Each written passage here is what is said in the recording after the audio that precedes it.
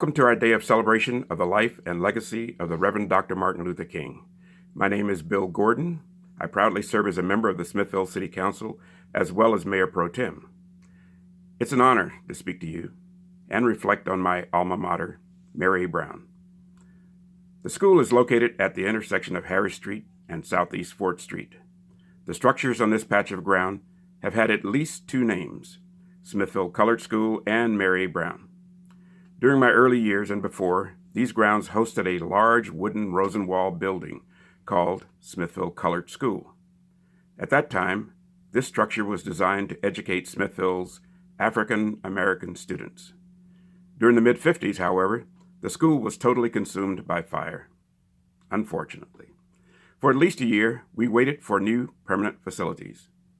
However, our education continued. It continued by creating makeshift classrooms in local homes as well as in local churches. Why? Well, we all know the history of our historical dual school system.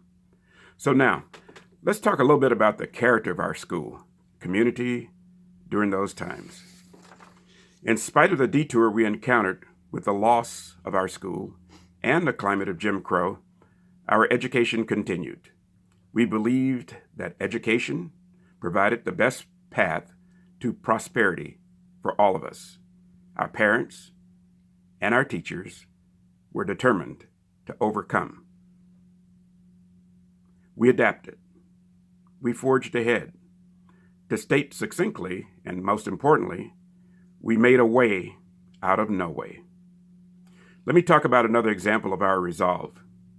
Our marching band could not afford the sheet music for our performances, both on the football fields as well as inside our concert hall, which was actually at that time our gymnasium. So what would we do? We'd attend parades and listen to the other bands to ferret out the musical parts of each instrument. We recorded the parts in our heads. We immediately went home and collaborated to produce the same music as well as jazz versions of that music. We then were able to play the same songs at our own events without our eyes being glued to a piece of music. We all learned to play music by ear, as it was called at the time. So this is another example of how we were able to make something out of nothing. The teachers at Mary A. Brown had high expectations of all of its students.